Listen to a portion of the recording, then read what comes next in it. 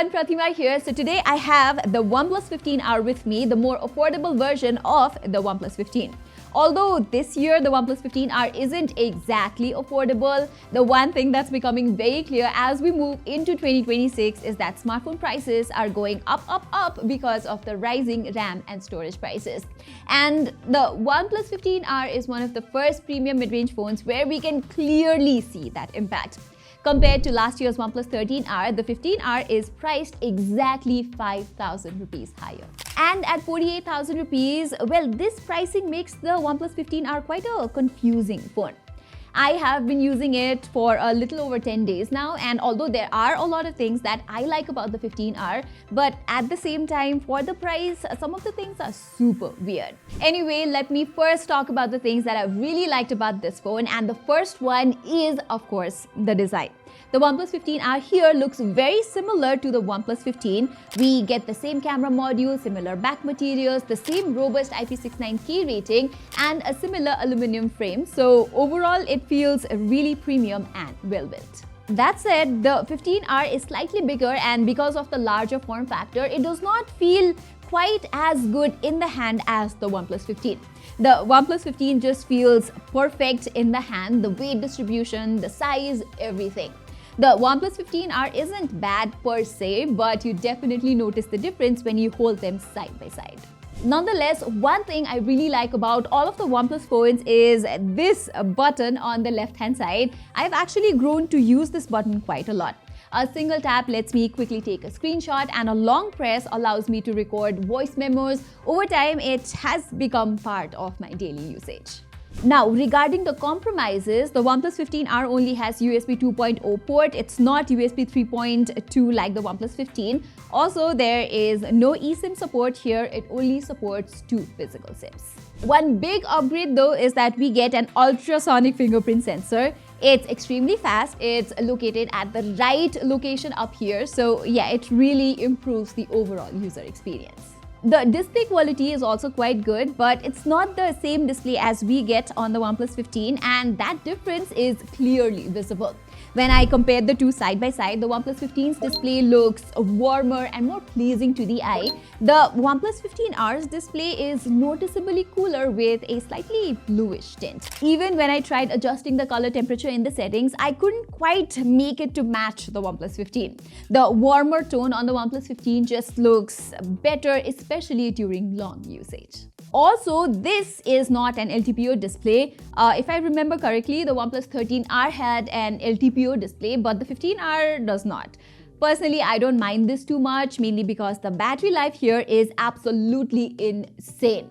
We get a massive 7400 mAh battery here, and the endurance is crazy. I am getting battery life very similar to the OnePlus 15. I consistently got around 10 hours of screen on time, and on lighter usage days, it can even go up to 12 hours.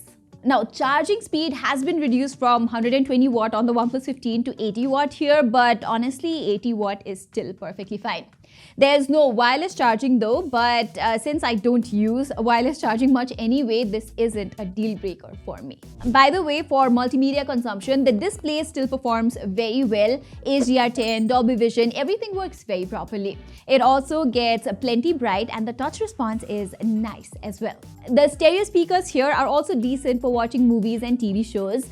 They're not that great for music, especially genres like progressive rock, which is what I am usually listening to. But for movies and series, the audio experience is perfectly fine, I would say. Another big plus for the OnePlus 15R is the overall experience that you get while using it. You're getting an exceptional day-to-day experience with this phone, and I think no phone in this price range can match this level of smoothness and consistency. And that's the main reason people will want to buy this phone. The OnePlus 15R is powered by the Snapdragon 8 Gen 5, which of course is not as powerful as the Snapdragon 8 Elite Gen 5, which you get on the more expensive OnePlus 15. But in real-world usage, performance here is very, very good. And with the latest Oxygen OS 16, everything just feels super smooth and super responsive. App opening animations are fast, the RAM management is exceptional, and the overall UI feels so fluid and incredibly polished. Although I have to tell you, the OnePlus 15 still does feel slightly faster. Now, this is not something that most users will notice, but as someone who has been reviewing smartphones for over 10 years now, I can feel that the OnePlus 15R is just a teeny tiny bit slower in comparison. The haptics on this phone is also a slight step down. The vibration motor here is a bit weaker compared to the OnePlus 15 and even compared to what we had with the OnePlus 13R. Again, it's not bad and many people won't even notice it, but it's definitely not as impactful. Gaming performance on the OnePlus 15R is very impressive though. I have tested several games on this phone and you can run almost everything at maximum FPS without any issues. PUBG, for example, runs extremely well with very stable frame rates and excellent 5% lows. Genshin Impact also runs with very good stability. In games like Call of Duty, it can even push frame rates up to 165 FPS, and even in PUBG with some settings and tweaks, you can play it at 165 FPS. Thermals are also surprisingly good here. It did not even cross the 40 degrees Celsius mark in any game, so that's very good. Okay, so far everything on the OnePlus 15 is quite good, but just like the more expensive OnePlus 15, the biggest disappointment here is the camera. Normally, when a phone's price goes up, you expect the cameras to improve at least a little compared to the previous generation, but that has not happened here. The cameras on the OnePlus 15R are simply not good enough for the price. If I had to describe this camera system in just two words, it would be consistently inconsistent. I have taken over hundreds of photos with this phone, and to be very honest with you guys, I didn't like a single one enough to call it a great shot. Personally, I enjoy clicking macro and portrait photos, and this phone does not even allow macro photography. The 1x and 2x portraits are also quite underwhelming. Even with the main camera, I noticed a lot of inconsistency. Highlights are often blown out, I would say like nearly 50% of the photos. The camera also tends to brighten the images too much by lifting the shadows aggressively, which causes loss of detail and makes photos look very unnatural. Some photos are okay, not terrible, but the inconsistency in exposure and colors really ruins the experience. For 48,000 rupees, the ultra-wide camera is also just an 8 megapixel sensor, and honestly, it's bad. Edge details are washed out, overall sharpness is poor, and in low light, there's a lot of noise.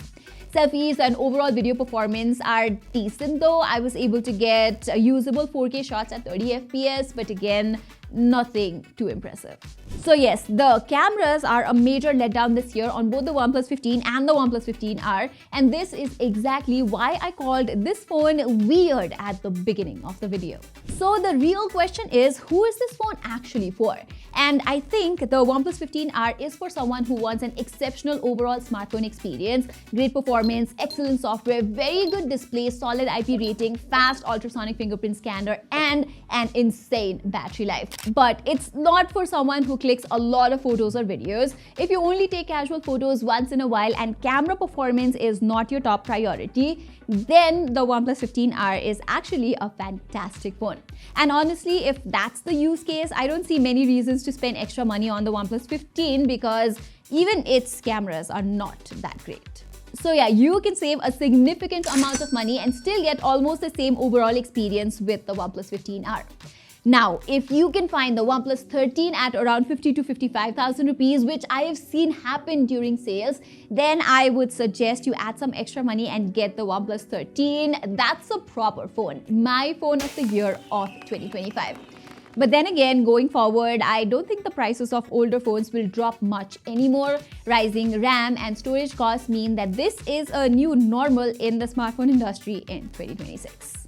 Alright everyone, that was all for my full review of the OnePlus 15R. What do you think about this phone and which one would you go for, the OnePlus 15 or the OnePlus 15R? Please let us know in the comments below, and while you're there, please do not forget to subscribe to our channel. Saying this, I'm Pratima and thank you so much for watching.